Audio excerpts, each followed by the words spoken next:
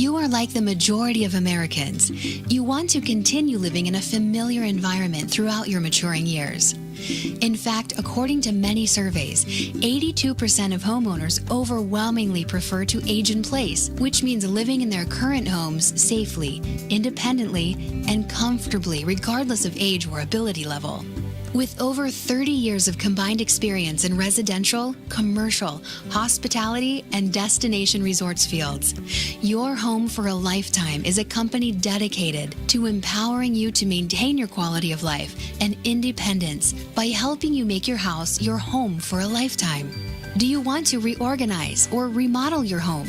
Do you want to add a full bathroom and possibly a bedroom on the main floor? Are you looking to make your kitchen more functional? Is an aging parent moving in, or your child is moving out, or even moving back in? Call Your Home for a Lifetime at 949-492-1872 or check them out on the web at yourhomeforalifetime.com and find out how they can help you make your house your home for a lifetime. Welcome, everybody, to the Rad Life, the only talk radio show that takes you along with host and age explorer Rad Gantos on his continuing journey of discovery into life's challenges, opportunities, options, and all the latest and greatest things that come with getting older.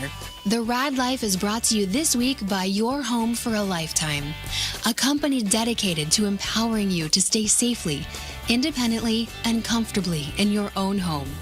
And now here is your host, Rad Gantos. Rad Gantos. Well, for those of you watching on Facebook or YouTube, you see a big hole in the screen there. Rad Gantos, where are you? He's not here yet. Gee, big surprise. He always comes racing in here. His life, I tell you, I want his life. But today we're going to talk about those of us who have another life, the seniors who are aging in place and wondering what the heck are they going to do. So I'm pleased to welcome with us some representatives from Home Instead Senior Living. Let's start around the corner here. Age Before Beauty here. Identify yourself and tell us a little bit about what you do and who you are. Well, I'm Joe Sanders. I own... Let's get you a little closer to that microphone here. Own the franchise, the Mission Viejo franchise of Home Instead Senior Care, which we provide non-medical, in-home care to the elderly, mostly. We do have some that are not younger clients that are disabled and so forth, but for the most part, our mission is to keep people living at home as absolutely long as possible. And we go through and do analysis and do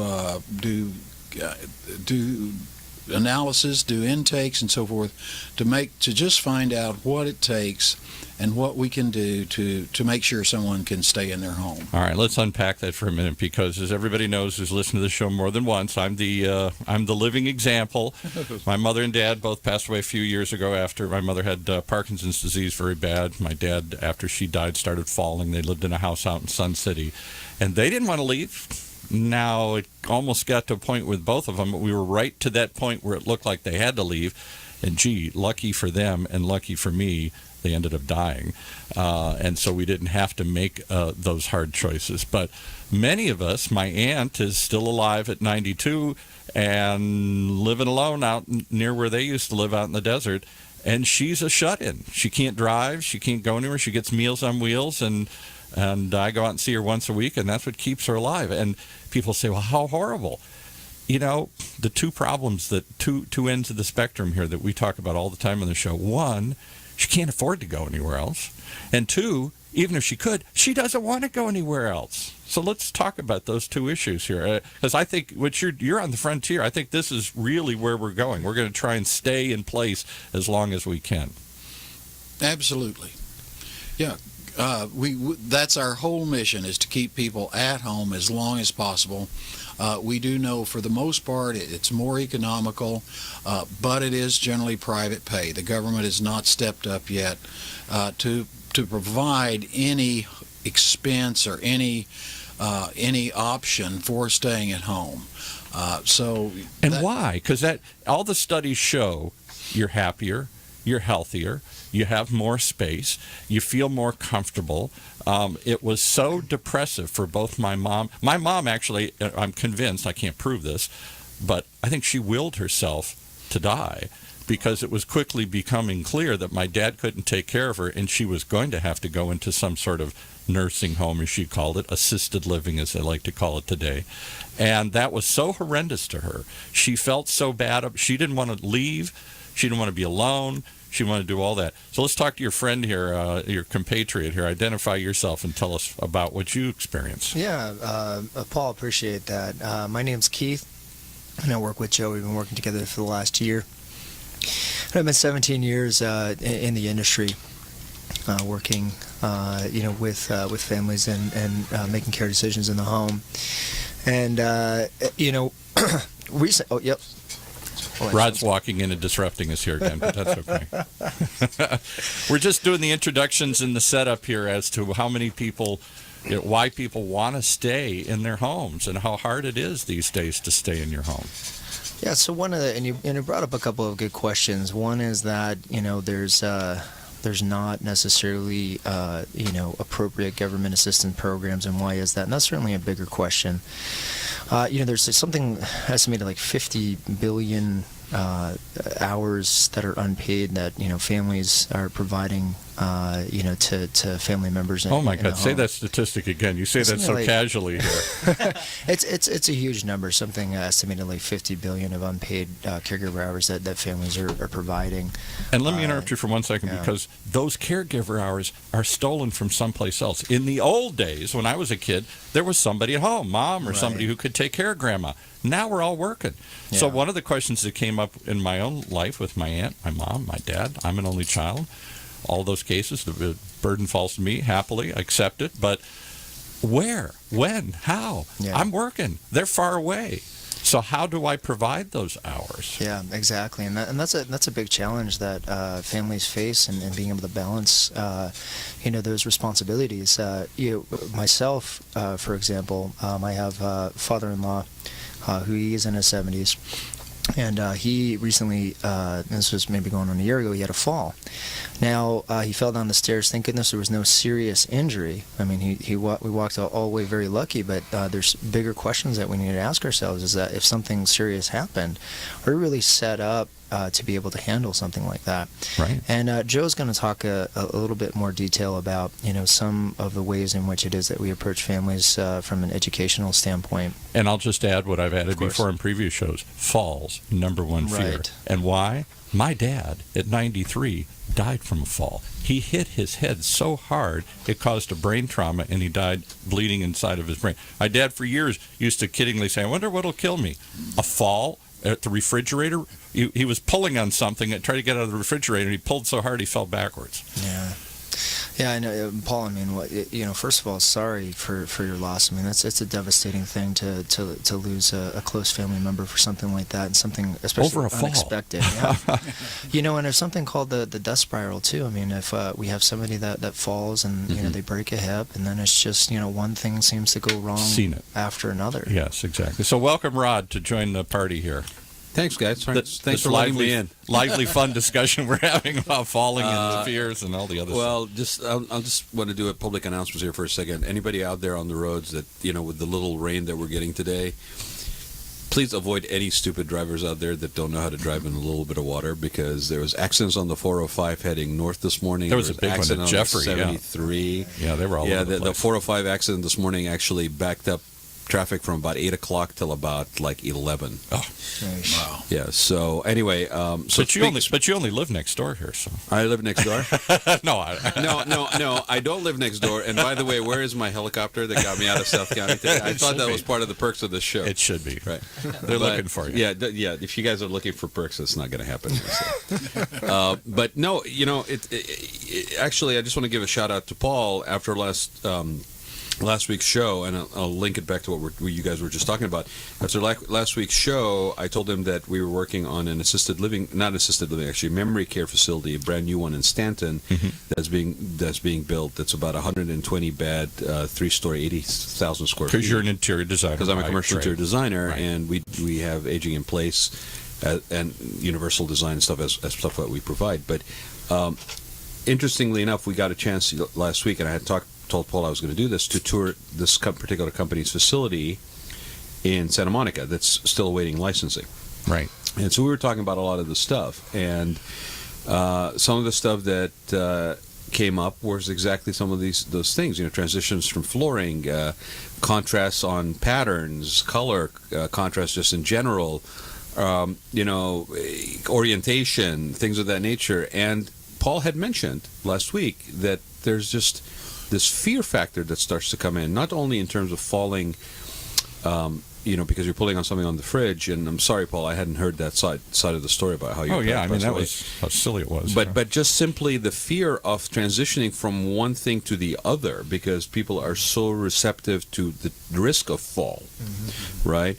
And as simple as changing onto a mat. My dad fell several times at the grocery store because he'd go into the vegetable section, and of course they have a rubber mat on the floor to soak up any moisture. And the transition as he dragged his feet and pushed his walker of moving from the cement to that little bit of rubber tripped him. My aunt did the same thing 6 months ago at Bristol Farms. I shouldn't give them a shout out, but just the same thing. They had a little rubber. Well, thing there goes that stock. There goes that stock. Don't shop there. No, he's vicious. but if you do have people that are elderly in your home, whether they're visiting, we got some like Mother's Day and Easter and stuff coming up. If you got area rugs, you got stuff like that, please roll them up and put them away. Please, take some of that stuff off the floor. And avoid clutter in general. Yeah, exactly. Just leaving newspapers on the floor, which is fine unless someone's there that has a tough time ambulating. Yeah, right. Yeah, exactly. I mean, we can go on and on. The door of the dishwasher. Coming down, that's a very common trip hazard because people forget that it's down, and especially if it's an older house which has the hinges. I'll give you another one. Worn out, and the thing is just. I'll give you another one. You down. never think of the people fall. My mother used to fall she had Parkinson's, so she shook a great deal, and she would get. It was so hard for her to walk. Let's say she's going over to draw the blinds. We have blinds in our studio here. She wants to close the drapes, close the blinds. She would get as close as she could. And rather than take that extra step and maneuver around the coffee table or whatever it was that was blocking her, she would lean.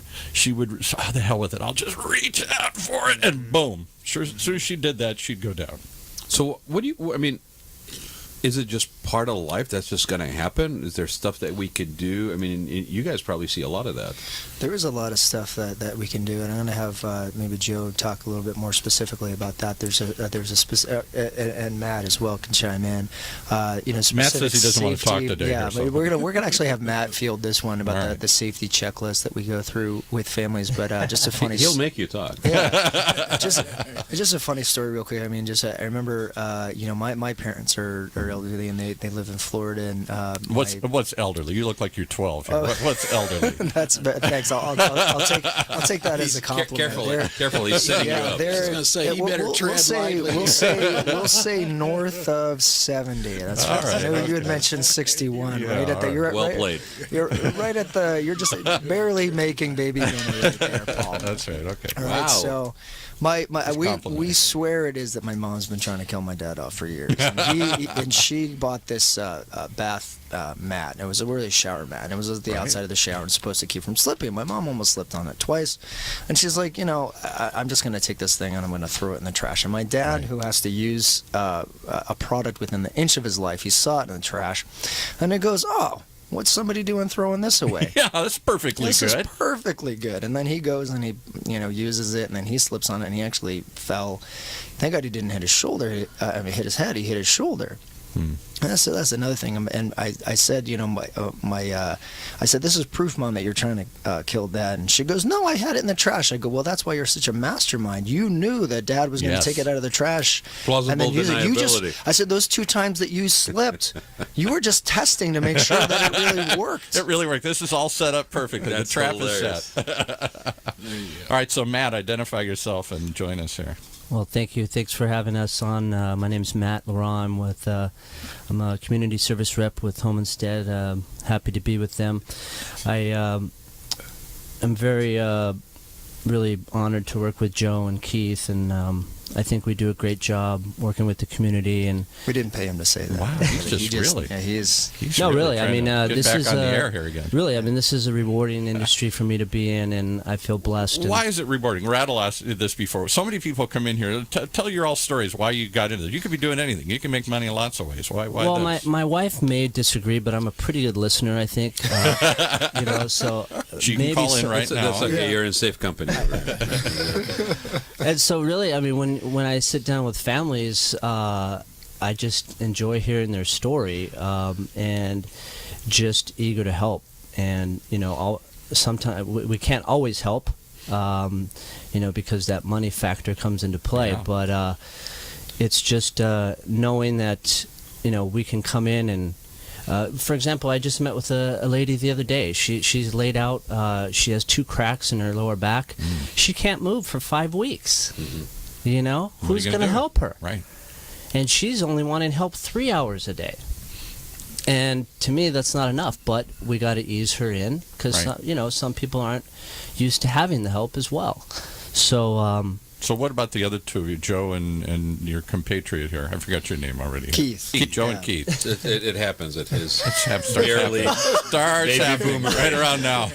He's just a wannabe. He's not a real baby boomer. say this. You just Just egg a him on, wannabe. and he just, that anger comes out. So why did you get into it? Were you named after Keith Richards? No, probably not. No, probably not. Yeah, it's interesting. Just real quick, my mom's side of the family is Italian, and my dad's side is Russian, and they picked Keith randomly just because they thought it was different. My grandfather was like, "What? what did name Keith? What about Pasquale? Pasquale is a good, strong Italian. I'll call him Pasquale. No, call him Keith. That's his name." And then it became Keith Alina because that's what the Italians do. That's right, little Yeah, Keith, yeah, right? exactly. Yeah. So, yeah. All right. Yeah, Keith so Alina. several years back, it was my grandfather, my Papa Giordano, the one that wanted to call me Pasquale. He had a fall, and I watched what it is that he went through, and I started asking questions. At the time, he ended up on hospice fairly quickly. Just what could have been done in this particular situation, maybe to have prevented this. And it's really difficult, especially if somebody like Papa Giordano, who is he's highly independent, and when someone starts to lose their independence just a little bit, and they start needing to change their lifestyle, but they're just hard, isn't it? Yeah, they're not willing necessarily to accept some of the limitations that they have. And then they try to do the same things that they've always done. Oh, yeah, like driving. There's one Right. driving. My dad was an executive with Chrysler Corporation. The car was like an extension of himself. He viewed himself connected to this car. And as he got older, he kept trying to drive, and he'd wander in and out of the lanes, and he'd say, "What's wrong with all these people here?" I said, "Dad, you shouldn't be driving." "Oh, baloney. I've been driving since forever. I know cars in and out. I can work on them. I can sell them. I can make them. I can do everything." Yeah, my dad would be like, "I invented cars." Yeah, exactly. Right. Exactly. Yeah, and we actually have, and Matt can probably talk a little bit more about this later, a campaign, giving up the keys. That was a big That's campaign that tough we one. had done, yeah, for sure. So I'm curious because we've been doing this show for 2 years, and I've been involved sort of with a lot of the people, especially in Orange County, since about 2008. They're relevant to seniors and elderly, right? So we have a lot of agencies, some good, some bad, some qualified, some not, some certified, some not, and hopefully lesser and lesser the ones that are basically not providing the kind of care that we want for our seniors that are going by the wayside with the more stringent regulations. But we have a lot of people that basically provide care, right? Yeah. So I want to flip it around a little bit, okay? Sure. I want to ask you guys, if you had to pick 2 things that are either very challenging or frustrating when you address this need, which is only growing, Yeah. okay, and in many ways, and we say this, and it's not just about relevant to the care side of it, but the aging side of it, we are so unprepared. I mean, there are people that should be talking about this thing in terms of unprepared. I was unprepared. Yeah, Yes, it's true. Yeah, we even have an educational program that's free to the public. We can give it for people. But I mean, do you guys agree that this goes even beyond just sort of the provision of service or product? This gets into where conversations should be happening at a policy level. They should be happening at almost a community planning level, right? And this is not say what's is- happening, right? I mean, it's starting to maybe a little bit with the coalition that's happening in Orange County, but it needs to get beyond a certain limited number of disciplines. It has to be almost across the board. Absolutely. The growth of seniors now is becoming just phenomenal. I don't think anyone really has a grasp of what the tsunami that's coming. Yeah. Because if you think about it, we're not prepared. Yeah, we're not. We're one of the more frightening statistics for me now is the Alzheimer's Association says that beyond the age of 85, that community will become 55% demented. Yep. Wow. Yeah. Wow. Now that is 55%, and the age of dying has gone up so much that the number of people over 85. It's the one of the. Well, I would call that a crisis. I would call that a I think regional so. or national crisis, it's a hidden right? crisis, I mean, right, for sure. that needs to be addressed, and yet everything down to how you fund it, okay, is still sort of anemic.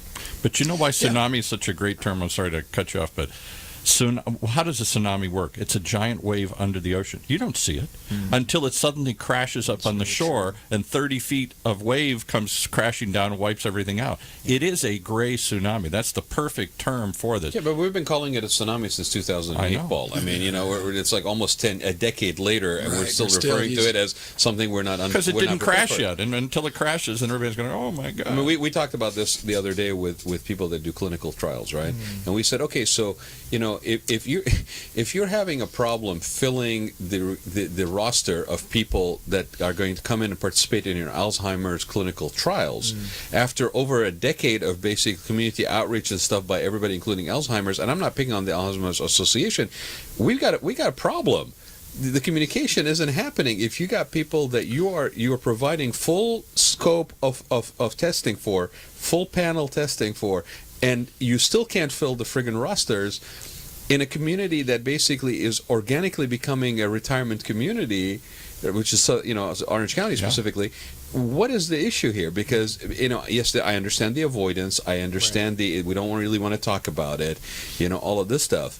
But we are heading down a path that is really a problem. I mean, how are you going to, when you got young payroll tax paying people that are moving to the desert because there's no place for them to stay along the coastline because they can't afford to stay because everybody who bought their houses in the 70s who are basically Because we're all staying, right. are going to stay, and those payroll taxes aren't coming in, and those are retired people that aren't even spending as much on retail Or taxes. the new property So taxes how do that we come pay with for it, yeah. senior services?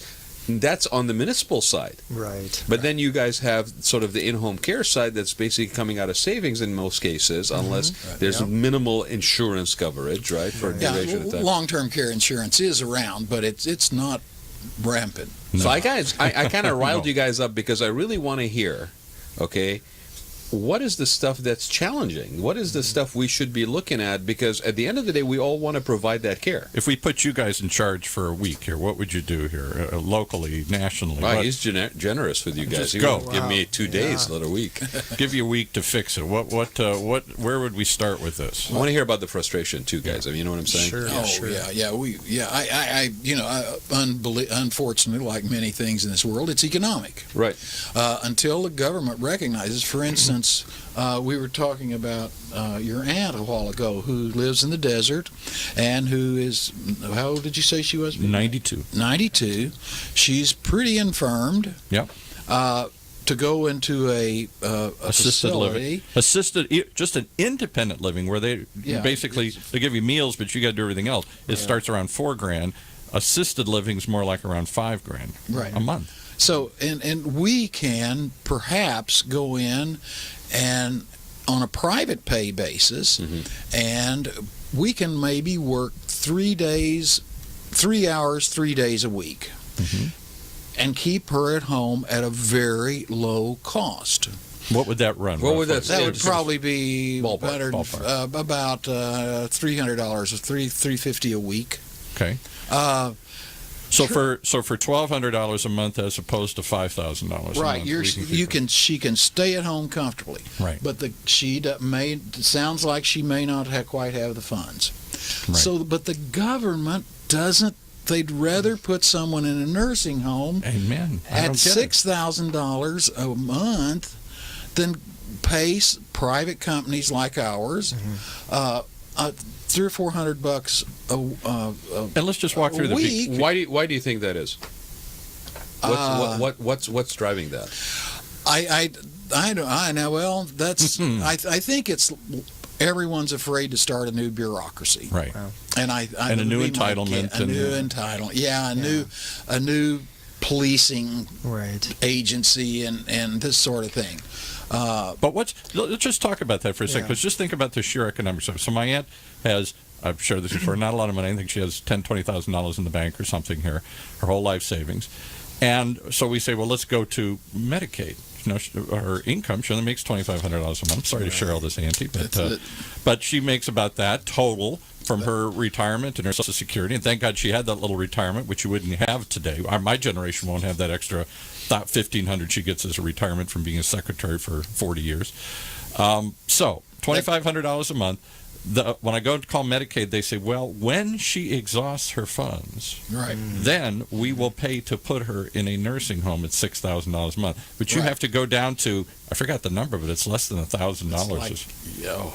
So, and I say, okay, well, then I'll just take the money out of her bank and pay us. Oh, no, you can't do that. That trick's been tried.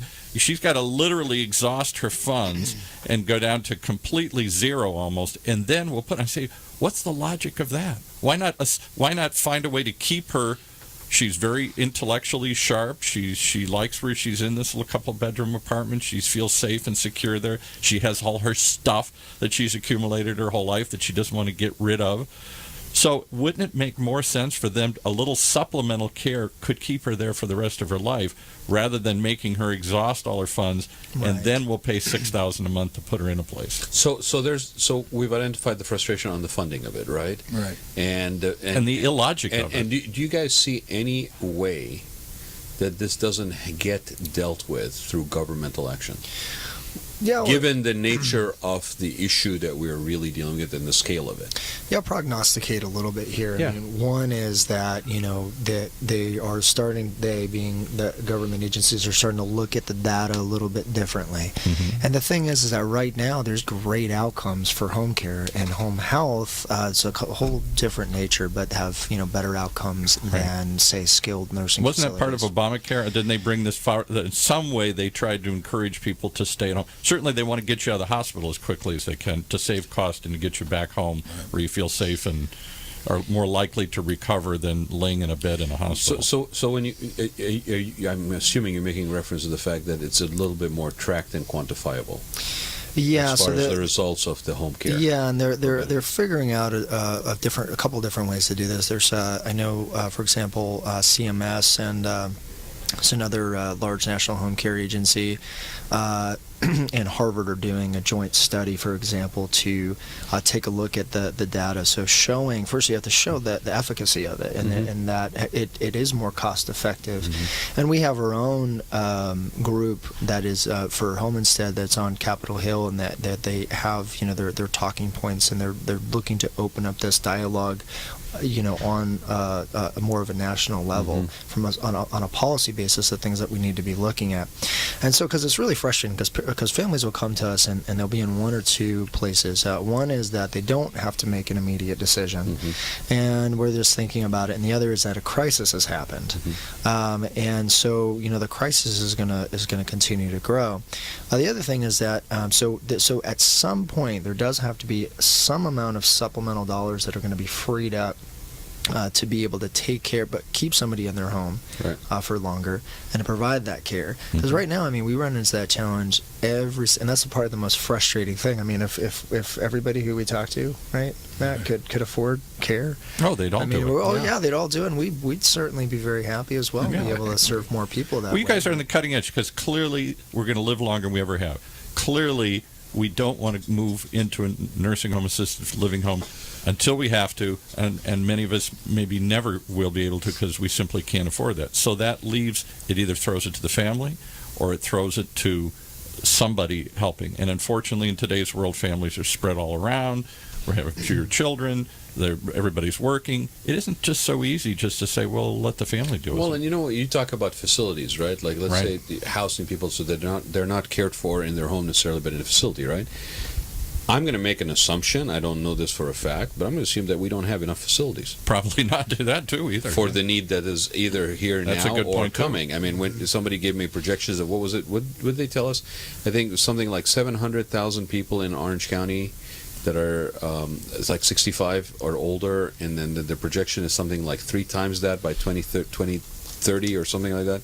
I mean, the numbers are just friggin' staggering. Well, really. listen to what Joe said. Yeah. Alzheimer's predicting that 55% will be demented. And I hate to. I think there are 115,000 over 65 in Orange County. Wow. No, yeah. So, and even in southern Orange County. I'll tell you, I looked. There was a report in the Orange County Register about a year ago, and it basically calculated that 20% of the population in Newport Beach was 65, not older or younger, 65, and 16% in San Clemente was 65. Right. Today. Wow. Right, and it was talking about the millennials basically moving out to the desert. It's like a flip. Of what used to happen because they can't afford to stay here, and there's no discussions of affordable living, buses, affordable housing, transportation, anything that even encourages retaining these people that were born and raised in those communities to stay. Sure. Nor is there any services being contemplated for more hospitals, more people can't drive, so there can be more transportation we lost the hospital services. in South County. Yeah, right. We lost the hospital in South County in San Clemente. Right. And So the population is Which getting I'll older. tell you, on a personal level, my folks live about 10 minutes away from that hospital. Now that potential, heaven forbid, trip has basically just got another 10 to 15 minutes added onto it. Right. That scares the living daylights out of In it. the rain, in the traffic, and everything else, right? So again, we're headed towards this cliff. We're headed towards a demographic disaster. And companies like yours, thank God you're around because you're helping ease some of this, but it's only going to grow the need. And I don't know what we're going to do as a society when 50% of the people are wandering around and nobody can take care of them. Right. Sorry. I was going to say, and once again, to add to this, just numbers is the number of demented clients that are going to be around. We have a massive training program now because it's become a noticeable percentage of our business is now simply taking care of demented Alzheimer's clients. And demented is a range. It may not mean that you're institutionalized. It could be very mild. No, it could run to severe, for sure. And these are, once again, you have to have well-trained people to take care of because they can do it fine. It's easy. But for the general public, trying to walk in and trying to understand the behaviors of Alzheimer's, it's beyond comprehension, and it leads to confusion, anger. Let's talk about that particular situation. Sure, right? definitely. Yeah, you're providing in-home care, right, for people that are suffering from dementia. Exactly. Right. Let's just establish the benchmark first. At what point is in-home care not sufficient? In what point do people need to actually be housed? Actually, that question is... And I'm not asking you guys from a medical evaluation, but just is there a point where you say... It depends on the family. The family that's taking care of the Alzheimer's or demented client, they really become our concern because the toll it takes on them, stress-wise and so forth, is beyond comprehension. There comes a point where, in my opinion, and maybe the experts can disagree with me, the person that has Alzheimer's, it's really... The family likes to have them at home, but wherever they are, they're about the same. They're not sure where they are. So I think the time comes when the behaviors are such, and the time constraints, and the family just can't deal with the stress anymore, and that's okay. That time comes, and you have to kind of convince people that it's okay to let go. Well, there's the guilt factor. There's the God knows what dynamics, and I'm sure there as individual as the people that are dealing with the issue, and where do people have where are they willing to let go? Where are they willing to accept the fact that they have done everything that they could. Now, the reason why I asked the question specifically dementia also was we're dealing with a population that, the assumption is always, and it came up in conversation yesterday while we were working through this facility, the assumption right now is that there's a family member who's sort of being the bridge caregiver. Right, because you guys aren't there 24/7 necessarily, right? Because there's it's sort of a vicious circle. 24/7, price tag X, right? Can't be there 24/7. Then who's doing the stopgap situation? And I specifically wanted to talk about dementia for a minute because that's not necessarily something where you can say, well, the person will sort of manage when we're not there. Between us and Meals on Wheels or whatever. Manages when I'm not there. Yeah. And I'll give another frightening statistic, I think, is that the Alzheimer's Association, once again, tells us that 55% of caregivers of Alzheimer's and demented patients will predecease the patient. So then there's the continuity is not there. Right. So who's going to take care of them when you're gone? Yeah, that's right. Because but you got to start all over again with somebody else too. There is nobody else. That's the whole point. There may not be any. Right. But the fact of the matter is, people who are taking care of these must have help. They need. If you're taking care of a pretty demented client, you've got to get some help and get away from it a little bit. But again, you are running a real high health risk yourself. Well, and relationship risk, and you hear about all the stories. And yet, my parents' next door neighbor, who they adored, and I became friends with. He was an only child like I am. He was about the same age. Right after my dad died, my mother died first, and then my dad. His mother, who was his only remaining, his dad had died a long time ago. His mother got Alzheimer's bad. Quickly. He ended up putting her in a facility, and she lived for, 5 years, 7 years, 8 years, something like that, at a price tag of, I think it was close to $7,000 or $8,000 a month. $7,000 or $8,000 a month out of his pocket. No. He wasn't a super wealthy guy. He had some money saved for his own life. He took his whole retirement and put it towards keeping his mother safe in a place. Now he's looking at ahead with basically no retirement left. He blew all his money. But there's this thing, I'm sorry, maybe I didn't present it as well, is we're entering into a phase where the assumption that there's a person, a family member, some friend, somebody who could act in the role of that caregiver may not be the case. No. That's very true, and isolation is a big issue, that affects. And when that caregiver goes, and that's even that's not even in the case of dementia. Right. That's in the case of just somebody who is older and maybe gets isolated or shut in. But what if we have these more severe cognitive situations with a population that doesn't have that built-in support system? Yeah, exactly. So you got a double whammy. You're relying on somebody to take care of this that puts them at higher risk of death, stress, divorce, financial bankruptcy, all these things as they try and handle this situation. And then if they go or blow up, what happens? That person's still alive and they still got Alzheimer's, and the assumption is, well, just put them somewhere. Where? There isn't a big facility waiting to take them. So now that we've painted a bleak, horrible. The world is coming to the end. Chicken Little, sky is falling. You name it. Just fill in your blank here for yourself. Right. Okay. What is it that we are able to do? Share with us some of the stuff that is maybe more the not necessarily rewarding, but more fulfilling successes. Like and what you're doing. There's really a genuine benefit and an impact. How do people navigate these waters? How do people, when faced by those challenges, seek out help first? I mean, first we hear it all the time. Well, I didn't know. Paul will say it to you all the time. I didn't know. Where do I go? Right. How do I find out? Had no plan for this until it happened. Right. None. Yeah. Yeah, a couple of things. I know, Joe, I definitely want you have some good insights on this, but I want to talk about a couple of different programs on what it is that we're doing from an educational standpoint to reach the public. So one is Alzheimer's friendly business. And so we have a program in which we work with businesses to be able to and have their staff trained. They're going to be interfacing with the public on a retail basis. The police departments and fire departments as well. We're to recognize the signs and symptoms of somebody with Alzheimer's and how to be able to Don't stick deal your with head in the that. sand and ignore it. Right, exactly. So that's one of them. And then with the family. So it's almost like a skill set. You're developing people's Right. skill set to Yes. dealing with. Okay, interesting. Right. Yeah, just Exactly. retail clerks. Interesting. So they're not frightened. Right, because that's a normal reaction for a lot of Right. people. It's Right. an unknown thing. Right. Yeah, and I'll give you a very, very small example, but just as somebody that was maybe in the early stages of dementia and they forget to pay their bill and they're walking out the door, and how you handle that situation could really make it.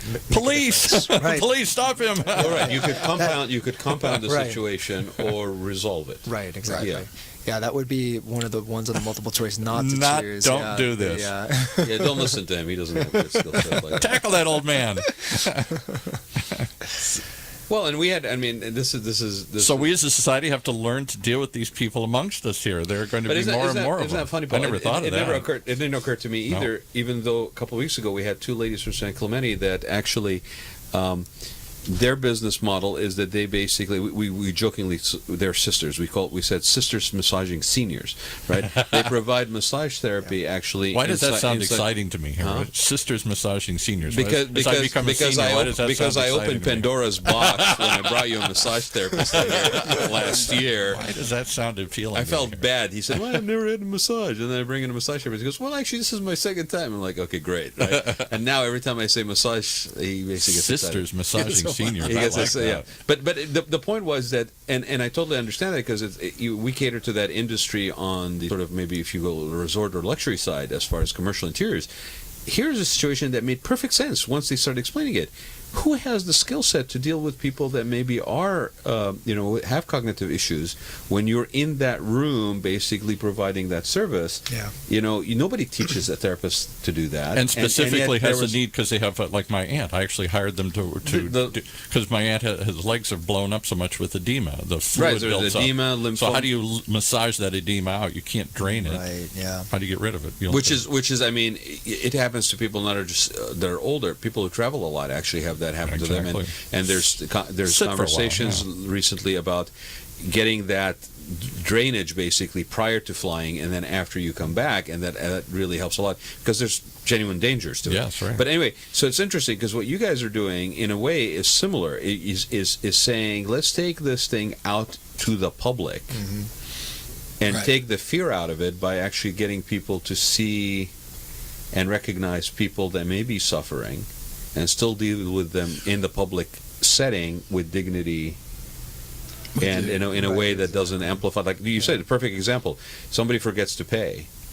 Right. And they walk out, and if somebody is basically, having a bad day, then this thing gets escalated to the point where police are called, and Right. now They're it's the police that have to embarrassed, resolve it, and Right. it's assuming they have a sense of what and how to deal with it. Right, yeah, and there was a incident recent where a man with an elderly man with Alzheimer's was shot by the police as well. Oh, so I mean, jeez. it was It's definitely real factual positive impact. How about the of other not side of knowing how to deal it, with it? making the community aware that maybe these people live alone, to ask and inquire, don't just assume, all right, he's taken care of, she's taken care of. They may be alone and suffering, and you might be the only one that noticed that they need something. Yeah, and Matt- to do something. Yeah, no, Matt maybe can speak a little bit to this as well, because I mean it's a free for us to meet with. Not all families are going to be able to actually afford Sure. the service, but it's free to meet with us and to have that assessment. And I know that Matt can speak a little to this as we really position ourselves as a trusted resource. So Matt's having conversations with families every day. I think it's like maybe 30%, right, that have that we talk to. Families that are dealing with some form of dementia now. Yeah, I would say that number is probably even higher than Wow. 30%. What, Matt? Let me ask you, what percentage of people that you talk to do you guys end up finding out can afford the service? Can, not cannot. That's a good question. And are there any funding resources that we're not aware of, or is it strictly out Well, of let pocket? me do that as a part two. But Yeah. how out of the people that you talk to, and I'm glad that you are there basically to guide people, even if you are not able contract with them to provide service. But just out of curiosity, just loosely, I'm not going to hold you to the number. What would you say is? I mean, if I had to guess off the top of my head, I would say 20% 20% of the people that you probably. talk to, 25% can afford the service. Cannot Okay. afford. All right, that's pretty But encouraging, actually. But I think that most people understand where we are. I think the case managers and the people that have referred us many times say you better call them but it's going to cost. Right, they set up some of the groundwork. I think some of the groundwork set up so we don't have sticker shock. They don't, right? Yeah. Yeah, right. we don't have a lot of people saying. And how do you deal with the people that you find out they cannot afford the service? To Paul's point, do you then provide them with further guidance? Alternatives? We provide them with resource. We refer them to the Council on Aging. Council on Aging is a wonderful organization. Yes, it is. And we refer them or to some other agency that can help them. The Alzheimer's Association. Another great agency. Yeah, and we try to refer them out to get them some help. A couple of things I think about too. I know that like families will hire someone privately, and that outside of going through to an provide agency, care. to provide care because they're worried about the costs, and then there's some other factors. That was a real eye opener. Let's Let's be real blunt. You go get some illegal alien that just came in the country is looking for you're a job. all over the political I'm spectrum sorry, today, aren't you? It's true. You go out in the desert and they're hiring. Never a dull moment. They're hiring Filipinos. They're hiring Asians. They're hiring Hispanics. They are because they're cheap. And then they say, "Well, we'll be running disclaimers. I'll get her to do this. Usually a woman. I'll get her to do this." And all of a sudden you find out you're liable. You're not providing workman's comp. You're hiring somebody that's illegally here in this country, or you're responsible for their workman's comp. So you're responsible if they fall. You're responsible for unemployment. Unemployment and all stuff. Yeah. And all of a sudden you think, I just needed somebody cheap and available to help my mom. And So that's really dangerous. Yeah. Very dangerous. So yeah. now that you've raised the specter Well, of just that, being blunt why here, don't you that's guys what take they're a minute and from your more professional background, address that a little bit, because I know it's been the case for a long time, but it just doesn't get discussed a lot. No. Yeah, and one thing that's not represented here maybe is someone that is doing it right, on the private side. It may not necessarily be agency. We wouldn't want to necessarily discount that completely, but that there's a lot of things that go into making sure someone is a compatibility match for somebody, that they've had the proper training for the situation, that training. Hell, I just want a warm body to sit there when I leave. Yeah. And then there's the if their homeowners insurance even covers having somebody there. What if they slip and fall? What if their back is hurt? And there's actually most homeowners insurance does not cover employees. Yeah. Right. So if your caregiver falls, you owe for that. One of my competitors, it wasn't me, but another guy that owns another company said he got a call, and the guy said, I need a caregiver to come out. He said, I need to hire a caregiver for my wife who's ill, who's very sick, and my caregiver. And he said, what? Caregiver for the caregiver. Don't you have a 2-for-1 price? And the guy said, yeah. He said, he fell in my house and hurt himself pretty badly, and I have to take care of him until he's recovered. So the only way I can afford to do that, I've moved him into my house. Mm-hmm. Yeah. So I'm gonna throw another wrinkle in. I don't know the answer, so you guys maybe can help me with this. All right, I'm gonna say, well, you know what? I'm not gonna bring in that third party that I don't know. I'm gonna bring in a family member, and I'm gonna have that family member be the caregiver. My daughter's not working. So I'm sharing this because there's also legalities involved in that, right? Sure. So where's the line that I need to watch on that one? Actually, families are less than just an outside stranger.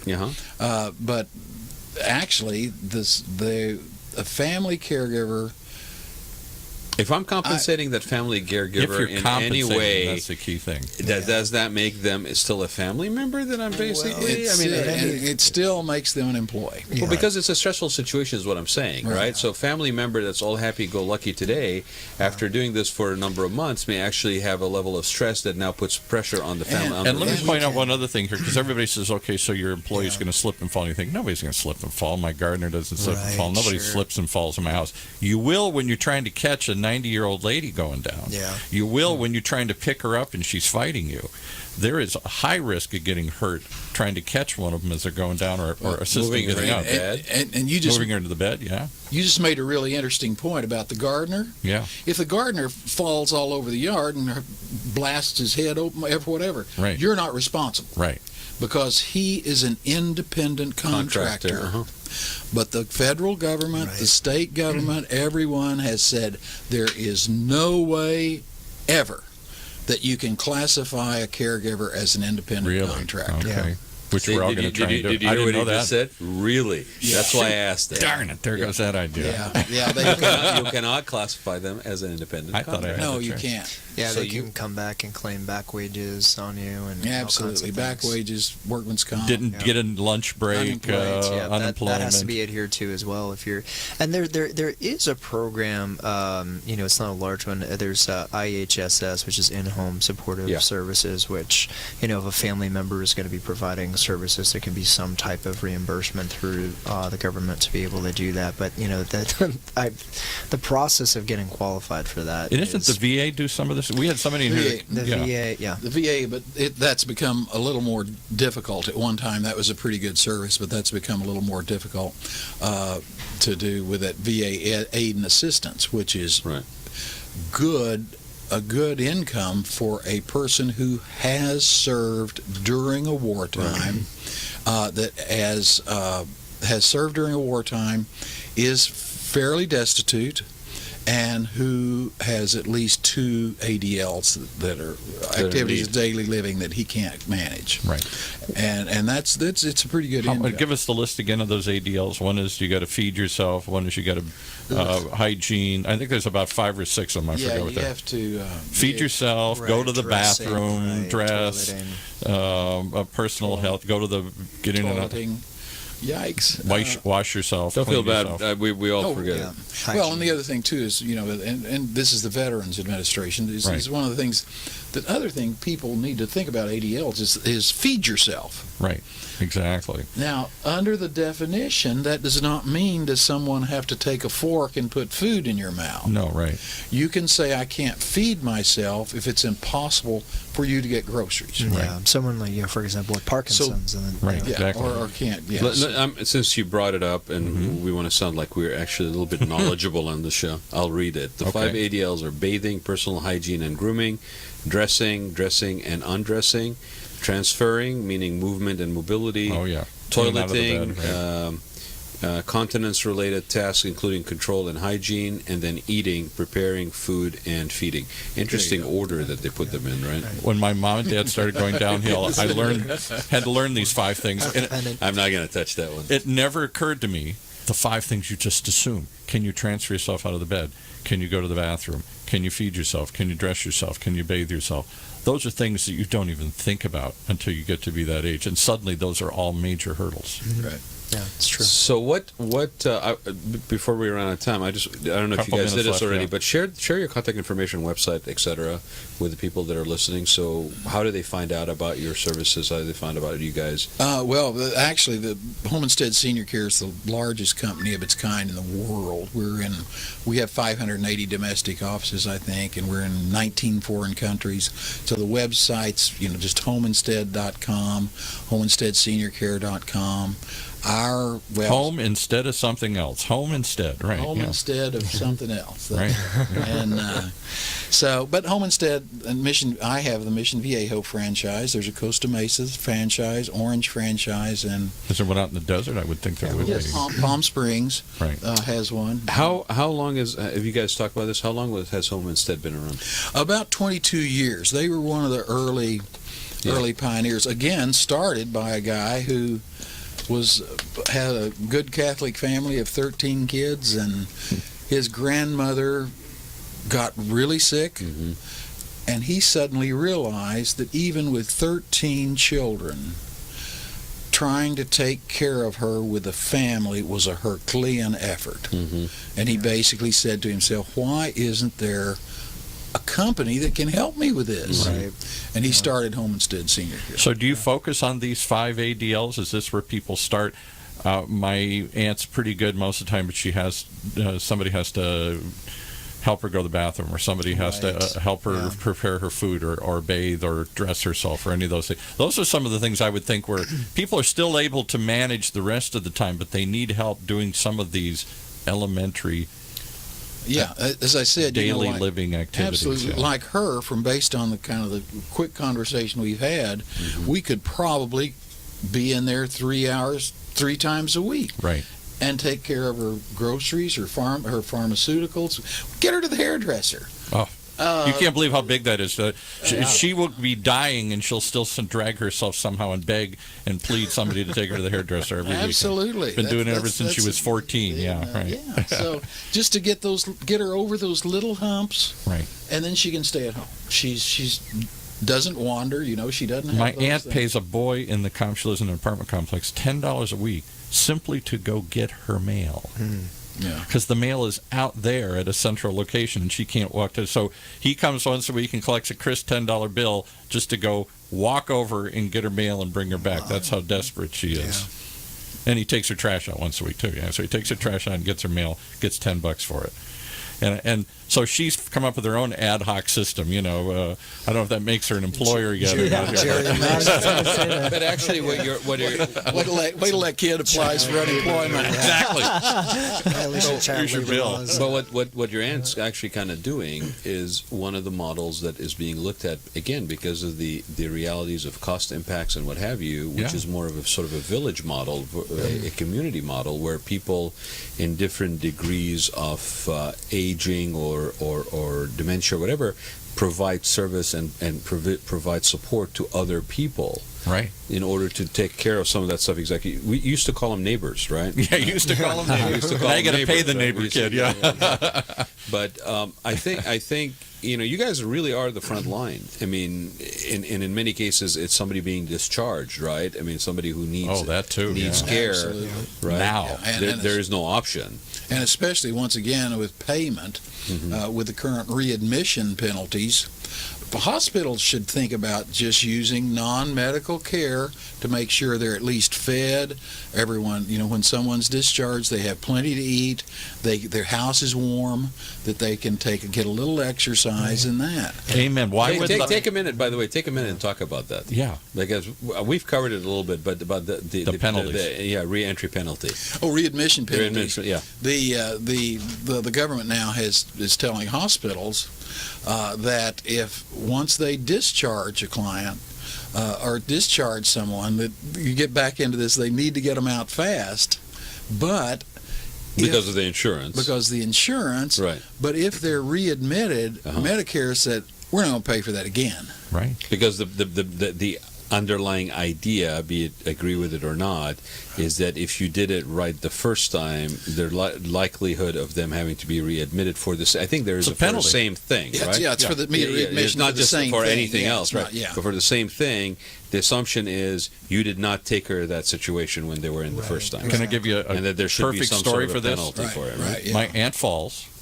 They discharged her within a day or two. She broke a disc in her back when she fell. So they got her as quick as they could, sent her home. They send a follow-up nurse who came once a week just to make sure she was alive and take her thing, but no help. She's on her own. Now she's really in pain and she can't move and get around. Yeah. And within 30 days, she fell. She couldn't get up again. So she went. She didn't know what else to do. She couldn't get a hold of me. She called emergency, ambulance for $100. Takes her back to the hospital, and they would not readmit her. Wow. They kept her in observation in emergency overnight. Because if they readmitted her, they would now basically be subject to that penalty. And when the next day when they said, I'm sorry you're still in pain and I'm sorry you can't walk, you have to go. And we can't take you back, so she had to call a taxi. They literally pushed her out the front door, and she waited for a taxi and went back home. and she couldn't get up and walk hardly. And, I mean, that's how cold and cruel this thing was. Why wouldn't a hospital say, why don't we call Joe's service here and pay a little bit and keep her from being at least kind, so that we're not just kicking her back out on the curb, and she won't get readmitted. We're an extremely litigious society. Very. And unfortunately or not, I mean, I changed policies. I was fortunate enough to be able to change insurance policies, but at one point I was dealing with my doctor that I knew, who basically, literally, I could have sworn that the way that they were moving around in that clinic was like they had, like it's almost like the little timer that when you order at fast food window. And there's the timer that's like running down the 2-minute clock. Oh, they do. You get your meal for free. Called moving the meat. Right. Yeah, Exactly. It was ridiculous. I mean, I'm sitting there watching this thing, and it was like, do I get my treatment at the doctor's for free if it exceeds 2 minutes, it was amazing. I'll give you an even crueler story. So talk about depersonalization of care. I'll talk about an even crueler story. My aunt, I won't mention the doctor because he's well thought of, and he is a pretty nice guy. He's the specialist on. My aunt has a rare form of blood cancer called Waldenstrom's, which will eventually kill her. You pretty much just outed the doctor. There we go. Well, yeah, he's the only one in the world that can handle it. So he's been seeing her for 15 years. My aunt gets her insurance through her former company, Hartford Insurance, that she worked for $1 million years. They decided in their beneficence to drop her Blue Cross policy and put her on an HMO because it was cheaper for all the retirees, right? No choice. You no longer get PPO and see your own doctor. You're on an HMO. Well, what does that mean? She didn't know, and so she goes to her doctor every week. She has to get her blood tested to see if she needs a blood transfusion or something here. She gets transfusions all the time. And this week, a week after this happened, she goes in to make the appointment, and they call up and said, "You can't see the doctor anymore." She's like, "I've been seeing him for 15 years. He's the only one that knows how to treat this." I know. The doctor doesn't call. And she said, "What am I to do?" She said, "I don't know. Call your HMO." Click. 15 years of a relationship with this doctor, and because her insurance policy changed, not only couldn't she see him anymore, they didn't care. They dropped her so fast. The doctor didn't call and say, "Oh my God, I know we'll get you. Don't worry. I know you're confused and scared. We'll handle this. We'll figure it out. I'll send your records over to another doctor." Nothing. The minute he didn't think he was going to not get paid, his girl canceled the appointment, and they've never called back since. And she's been without a doctor now, trying to struggle to go through the HMO to get all the approval to see somebody. And in the meantime, she could die, and that's probably. Look, there's really a reason, and I want to commend you guys, okay? Because again, there's really a reason why a lot of people that are in the senior care industry or that deal with seniors have almost like a bulldog protectiveness about them when it comes to this vulnerable population, right? There's a reason. It's not just the way it is. Paul just described the reason, right? I mean, you need to make sure that your loved one, you're cared for, that you yourself are in the hands of people that have a certain level of integrity and empathy of how they are providing that care and service. And passion and compassion. And there's no escaping it. I mean, every single one of the people sitting in this room, some sooner rather than others, will be in need of this. Why am I looking at you? Because you sit in front of me. Right? Change your location, right? All right. No. But I'm looking at you because you're 61 years old, and I'm not. I'm not. But the thing about it is, when we bring some of these people to you, like the gentleman is sitting in here in Home Instead, we're trying to give you some insight. We don't have sponsors at this point on the show. We've been doing this for 2 years. There's no sort of financial incentive per se. We really just want to do two things. We want to encourage the dialogue about these things that are very difficult to talk about, because the more you talk about them, the more empowered you are. The sooner you talk about them, the more prepared you are, and not under pressure, like somebody is being discharged in 3 days or a week or whatever, that you have to deal with it in a crisis mode, right? It's a little bit more allotment for coming to terms with it, find your way through it, and like everything else, most cases human beings will find a way, but when you're under pressure, you're kind of undermining your own ability to deal with the situation. The other thing is, we want to introduce you to some people that you should know about already, but maybe you don't, that would at least be a first step good point of contact. when you're seeking that clarity, You may that be able to help, assistance, right. because those are, especially it's in the 11th hour, those are like you're literally drowning and you're trying to grasp onto anything that will give you some sort of relief. And at that point, you're like, you want instant relief. Plus, the society we live in is like instant gratification, right? Right. It's like, I got a senior person in my family, and they're going to be discharged in 10 days, and how do I take care of this? Because I only have 48 hours to take care of the situation. And then I'm off to something else. Let me tell you right now, you better clear your calendar. Yeah. Right. Because it's not going to be a 48-hour turnaround situation. You got that right. Your life just changed as well. In our And these gentlemen here can give you some assistance in how you can, I think you mentioned it earlier, how to minimize it. There will be an effect, but to minimize and manage the effect that you now have to deal with in your life because you're caring for somebody. What kind of things do you do? What kind of things do you do? Real quick, let me follow up on that. It's like just Phil quickly. Spector with the synthesizer. They're, Is that Darth Vader?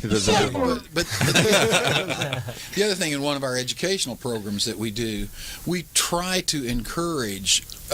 It's called the 40/70 program, and we get kids and their parents together and say, okay, it's no longer parent kids. You guys have got to start working because older guys, gals, if you want done what you want done, you better tell us now. Mm-hmm. Because down that road, when suddenly something happens and they can't relay exactly what they want, and the kids are making the decisions, you better have talked about that. Oh, I went through that, and it was prompted by medical directives. Yes. It was prompted by the need to there. fill out some forms, and it was fascinating to watch my father and my mother completely deal with it in a totally different manner.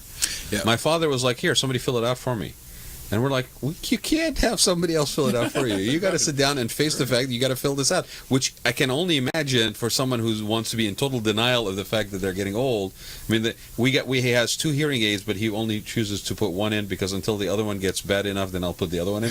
I mean, we deal with this every week. I mean, last Sunday, actually, sorry, Dad, I'm going to out you, but last Sunday, we're sitting at our typical Sunday family dinner or lunch, and we're sitting in a restaurant, and I got my nephews next to me, and my dad's to my right-hand side, and we sat there and actually had a game.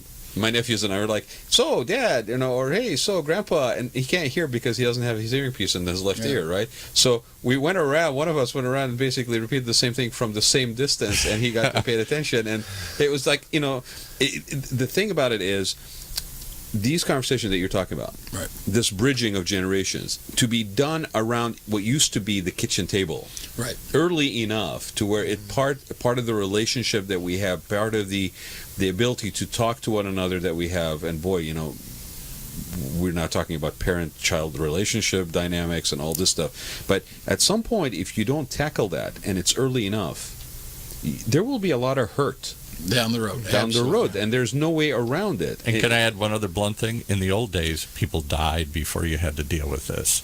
The average age when my dad was growing up was 65 men died. Now, if it's... You didn't have to deal with it. You It didn't kinda have to deal with it. It was rare that you found yourself in that situation. Yeah. Now it's more Now the it's norm. common, right. Right. And I will tell people to this. The secret weapon is if you can engage a grandchild with a grandparent in a conversational pattern, because I don't know about if this is common or not, but I find that sometimes, for friends of mine and myself, sometimes because of existing relationship dynamics between a parent and a child, the receptiveness and some of the baggage and history that's there gets in the way of what is really the intention, which is communication. And sometimes that grandchild can get through to the grandparent in a way, and vice versa, without that baggage in the way. And we've talked about this a lot, That's saying, big. Bringing in millennials, for example, and boomers. Right. And having them basically have that exchange. Because I think... The minute you start talking about putting mom or dad away, they're going to say, sure, you just want my money. Sure, you just want me out of the way. Sure, this is... That's not a pleasant conversation. If the grandchild is old enough to participate in that, there probably isn't that father, Well, son. let me ask you. I mean, I don't know dynamic, who in the room are grandparents. Or you? I'm a grandparent. Okay, yeah. you're a grandparent, right? So I know your grandson is too 3. young to have this conversation. He's 3. Right? He's 3. He's pretty sharp, but he's only 3. You give him to me for about a weekend, and I'll get him up to speed. Grandpa, are you ready? Are you ready to give up your keys? We're gonna sit him down. We're gonna talk about. But no, if let's just. I'd listen to him speculate. probably more than I'd listen to my daughter. She came and started telling me stuff here. Yeah. There you go. I have a different relationship with him. I mean, she's still my daughter. I'm still there to tell her what to do. I'm not there to tell my grandson. I'm just there to spoil him. You know, I don't have that same dynamic where I've told him what to do and how to do it his whole life, and now he's going to tell me what to do. You're going to tell me what to do? I'm the parent here. Yeah. But if something happens to you, if you want to have your wishes carried out, you better talk to And her. who would you have do that, though, Paul? Would it be your daughter? Well, Assuming that your grandson was an option. Here's the fortunate thing. I've said this to my aunt many times. She says, "Oh, wait till you deal with it." I said, "Aunt, it's real simple. I'm never going to have to deal with this. This is not going to happen to me. Why? You're going to go out to the desert somewhere and then just not eat for a few days? I I'm mean, what do you- young, I'm happy, I'm healthy. It's never going to happen. I'm going to live to be 100 and then just die in my sleep one day. That's what's going to happen here. I'm in complete denial Okay, so about this. so It's not going to guys, happen. I'm gonna extend an invitation to you because I have warned him I'm gonna do this. Okay, I said at some point I'm putting him in the hot seat.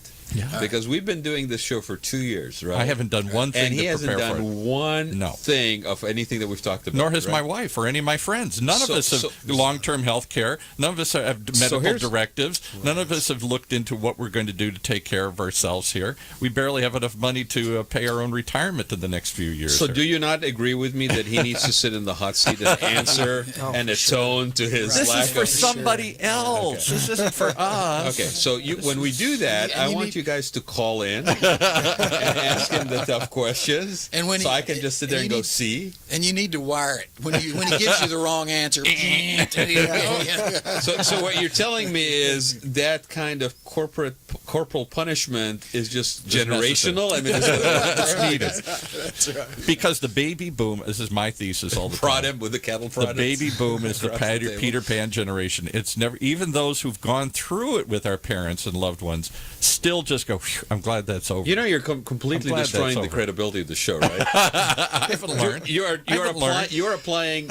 I guess it is generational because what you're applying is do as I say and not as I do. Absolutely. My dad taught Well, this me that side of the table doesn't like it. My dad I think taught even me that side of the table doesn't like it. But, I say jump, you say how high. yeah, exactly. That's all I want to hear from you. So thank you guys for being here. And I mean, we joke around a lot about this stuff, but it's very serious. And would you all agree that the more conversation we had about this, the sooner we have it, the more beneficial it is for everybody involved? It's really helpful if everyone will at least look at the picture of what's coming. Right. Take the blinders off. It's scary Right. as hell. We're not telling you it's not, but you know what? If you open your eyes and you look at it early enough, that maybe by the time it really comes down to where you're facing you're at that Rubicon, you're facing that point of needing to take action, you'll at least be more prepared. Right. And emotionally as well as maybe financially, you know, Right. right? Yeah, and truthfully, once again, we get calls and we say, my mom's they had a stroke and she Right. can't, and we need help. And I say, okay, well, how are you going to pay for this? Mm-hmm. Pay. Hey, About that, Pay? yeah. Well, yeah. Does your mom have a bank account? I don't know. Right. Yeah. Yeah. Right. We don't know the account numbers, the They passwords, have anything. nothing. Yeah. They don't know anything. right. It's tough. And if you haven't, I mean, this is sort of the black and white of it, is if you don't set those things into place, to your point, if you Right. don't have the conversation or whatever to get that happening, whether it's a power of attorney, whether it's like we talked about, medical directives, wishes, then even if you want to do the right thing later when you don't have that cognitive ability to communicate, Right. it just makes it so much more stressful Yeah. and complicated. for the kid. Yeah. For everybody, right? And the pressure it puts on the kids and the family dynamics and all this stuff, husband and wife. I mean, you hear about it all the time. Relationships, that don't survive. And siblings. And siblings. And right. Yikes. Yeah. That was the only fortunate thing in my case. I wasn't arguing with three other siblings who were either in denial or wanted to do something different. But I've seen that even in my wife's family, where there were arguments over her mother, and to the point it caused real tension, real stress between the family. Yeah. Well, and if you have siblings, even between the siblings, the conversations about, and you still won't know until it is actually happening. You can prepare all day long, but when it really is happening is really when you only know. I know for a fact that I will basically not only be respecting my parents' wishes if they choose to go down this path of having my sister be sort of the primary decision maker, but also between me and my sister come to terms with the fact that I'm going to be okay with that. Like I actually not only trust that, but I feel comfortable with that. And so when it comes down to it, we both know that I'm not avoiding involvement, but also that she knows that I'm supporting the fact that she should go ahead and make decisions. I think these are nuances, but if you don't prepare for them, all kinds of stuff happen, and along with the fact that you're taking care of a care person. So thank you guys again for being here. Please share again the website. I know it's a large company. It's homeinsteadseniorcare.com. Okay, and the affiliate or the franchise is the one in Mission Viejo. The one in Mission Viejo, and it's homeinstead/301.com. Okay, and they can get hold of you through that, I'm assuming? Sure. Okay. And or do you have a telephone number we can share with people? Sure. It's 949-347-6767. And we encourage people to call and just say, help me out here a little bit. Do you have anything going on right now that's a part of that educational process that's out there, that community outreach or something that you can share with people? Actually, we don't have the dates yet, but we're working on 3 right now with we're working on it with O'Connor Mortuary to do some things with them. One of which is the 40/70. The other one you mentioned we have is a 50/50 program. That's strictly for siblings, and we ask all the siblings to come together and and these programs are non-judgmental. They're just talk about this, please. Just start now. It's bringing together people. Bring it together. Part of that program is exactly what you said. Identify roles now of what the siblings are going to do, and because it makes life a lot easier. And you brought up another one that we have never even touched on the show, but I went through now a couple of times, and that is funeral preparations. We live in a society, this just gets me on a whole nother spiel, where once somebody dies, we don't want to deal with it. We just wanted to get it over with as quick as we can. We don't live in a world where we mourn for a year and we wear black. Thank God, but we also don't even want to have funerals anymore. So many of my friends, their parents die, and that's it. I say, when's the funeral? Oh, there is no funeral. There's nothing. They're just gone. And we buried them. We cremated them. They're gone. And like, you cremated them, they're gone. Because somehow that's disturbing to us. It's just there's not that closure. And that really, I got to tell you guys, that really, really is important. I know it sounds morbid, and I thought it was too, but going through that is a process that helps you. But you bring in one important point, Paul, which made when you were telling me about the 50/50 and the 40/70. The interesting thing about that is the choice of location. Now I know that, and I've been saying this for a long time.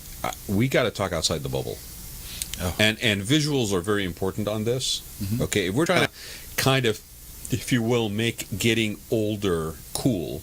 Or getting older, where it's even if it's you're not older but bolder. And I'm not talking about loss of hair. I think we're all good actually at this room, right?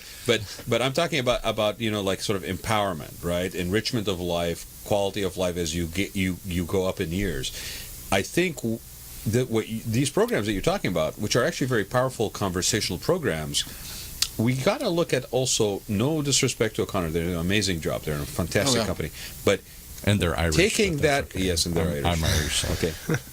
Thank you. So you'll be going through that, right? Oh, yeah. Right. Yeah, that's your place. Hot seat, I'm going to ask you. So, but taking it out of that context, taking those meetings and putting them into places like community, Boys and Girls Club, things of that nature, where we're changing the visuals, we're changing the narrative on this discussion. And at a restaurant. And I'll tell you, one of our biggest challenges is to find a venue and a mailing list of people. We will give these seminars anywhere, but truthfully, as I said, the problem is just finding somebody that'll invite us, that'll let us come in, and hopefully provide us with some kind of a customer list or something so we can invite. Here's people. a thought, and I don't know why. I'm a good Irish Catholic, and I go to church, and they're very active, and there are lots of big church organizations of all kinds here in Orange County. Why don't the churches of any faith, any denomination, promote this and talk about it? Why isn't Saddleback doing big stuff on this? I don't think that they're not. I think a lot of churches do, but it's almost My like the church bubble doesn't. again. Yeah. I think you have to. Well, maybe your church specifically doesn't, Right. but I know that churches do, and I think what happens is it only goes out to that congregation. Right. I think, or it may spill out over, but that's the primary form of communication. I mean, I know Saddleback had an initiative years ago, Saddleback being the largest church, one of the largest in the country here, had an initiative about eating healthier and being healthier. Sure, that was a big the part. Daniel plan. Yeah. The Daniel plan, exactly. But I don't hear about a dying plan or an getting older plan. Actually, Saddleback did was trying to start a good program for Alzheimer's and dementia support. Mm-hmm. Now, I haven't. Support, I think they do some of those things and help, where they'll help shut-ins and do this. But getting average folks to start this conversation, which is the goal of this show, to talk about the untalkable, to think about the unthinkable, and to deal with it, face it, and maybe find a way through it. So maybe we need to maybe we need to take the brand of this show and actually, I'm just kind of spitballing here, take the brand of this show and actually formulate those kind of things and reach out to different places in the maybe community. we could be the conduit and basically have those meetings. I mean, I'm president of the Historical Society in San Clemente. They would lynch me if I bring in an aging-related conversation as a presentation of the Historical Society when my membership is almost like in their 80s. Right? I'd be out on a rail, tarred and feathered, which is not a good look for me. No. But I think that might be the way to deal with it. I mean, when we picked the name for the show, which ironically was crowdsourced on Facebook, over a period of 48 hours, it was kind of an interesting thing that you're talking about aging in a hospice and other things as well as the journey of aging as you get older, but you were linking it to sort of like the cool life, the Rad It's life. radical. It's your name is Rad, and so right. we leveraged the name. I think these conversations, honestly, as a society, these conversations that we just had here today, if we take it out to a public forum and we formulate it in a format that is engaging, people will have no way but walk out of the room. Some of them, 10%, whatever, walk out of that room empowered in a way that they usually would not, in the course of their normal day or week, ever engage in. Yeah. But we've just basically given them tools that, heaven forbid, they find themselves in a situation or a friend of them finds a situation, they can impart those little, baby steps. I hang out with all my friends are baby boomers for the most part, and when we go to parties or restaurants or whatever, none of this ever comes up. And the few of us, when we have to go through it, there's a silent. We go over and hug them and say, all I have to do is provide free shrimp and drinks, and you guys will be there in a heartbeat. That's the truth. Yeah. But it never comes up in any way, shape, or form. Even my friends, once I went through all the suffering I went through, they were supportive, but they didn't want to know. Actually, we didn't talk about it. It's an interesting thing. I've quit having a booth at the retirement centers, at senior centers. Why? I know the answer, but I'm asking. Because nobody will get near my booth. Yeah. Right, exactly. And that's at a senior center. That's at a senior event. Right, at a senior event in a senior center. Right. And the best thing I can hope for is for them to say, I don't need you. Yeah, exactly. Right. It's the adult children that are the ones that are calling us, and they're the ones that are concerned. It's interesting, just as you had mentioned visuals, and just one thing to mention that how it is that we make decisions. Mm-hmm. They had this study where the DNR, do not resuscitate. Most people will have, I would want resuscitation, and they have them watch this video. The people who watch the video, 95% of the time they decide to have the DNR.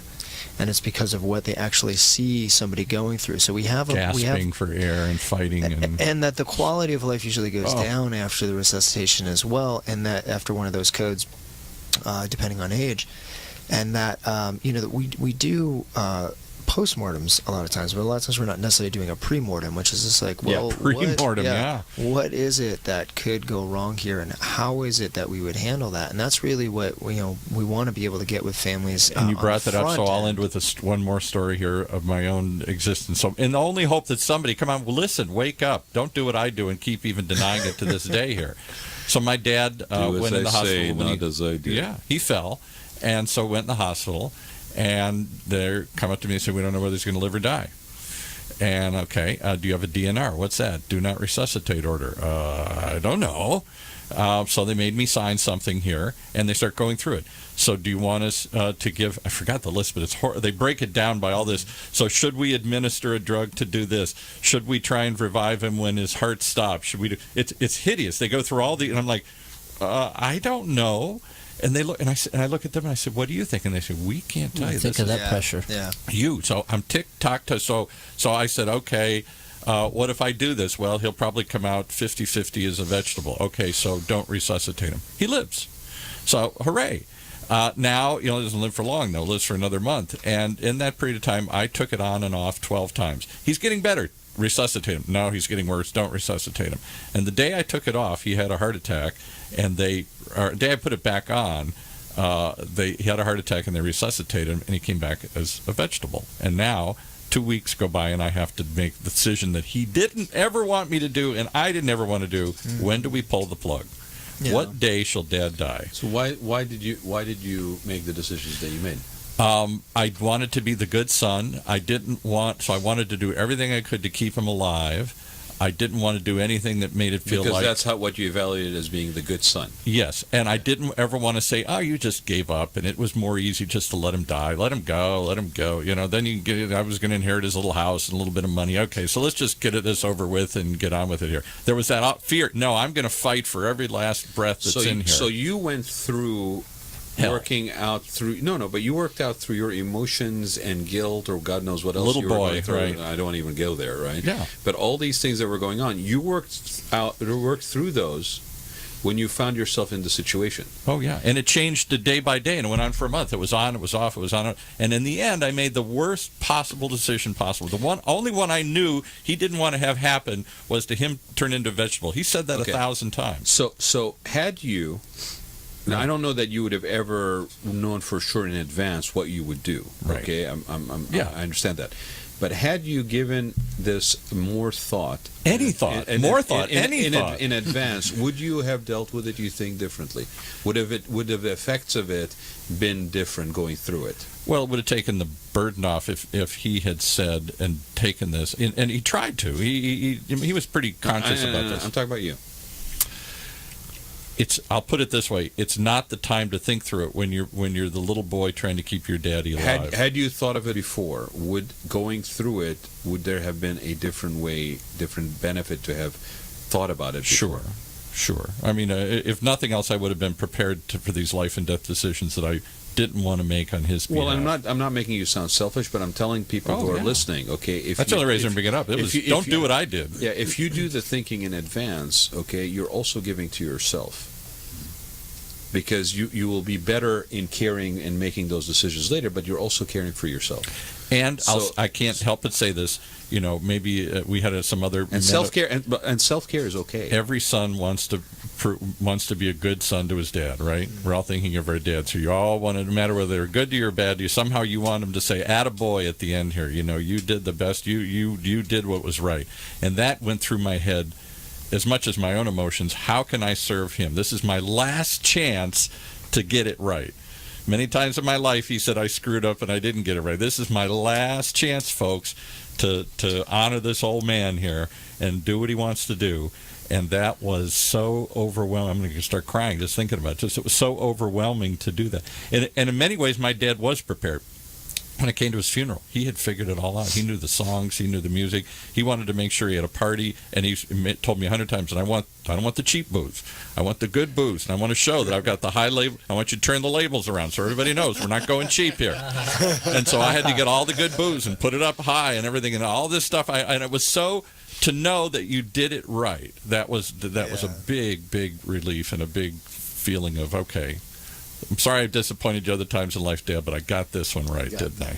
Yeah, and I mean, it's the fact that if he really knew, what it is that you were going through at that time. I mean, I don't know if he was ever through that himself, but I mean... No. See, his parents died when he was young, so Yeah. he never had to go through any of this stuff. But even this sharing that we just did, Yeah. with Paul actually being vulnerable to the point of sharing it that intimately, is something that we rarely experience. Rarely. Yeah. Right?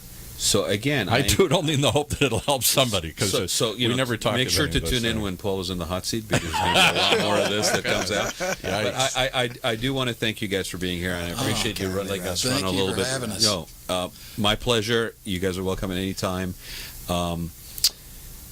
Whatever you guys are doing right now out there, take a minute. Let this stuff that if you were kind enough to listen to us, let this stuff sink in a little bit, and keep talking about it. And Please. don't do it in the 11th hour.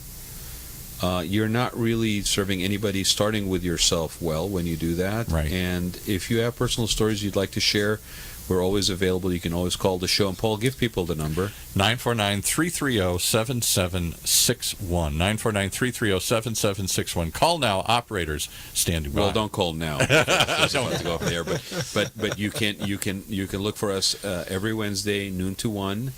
Pacific Standard Time, the Rad Life. We're on Facebook. Send us messages. You can always reach me via email at Raad, Gantos @gmail.com, and I'll spell Gantos Gantos. So it's Raad Gantos @gmail.com. You can even call me on my cell phone. But don't abuse it.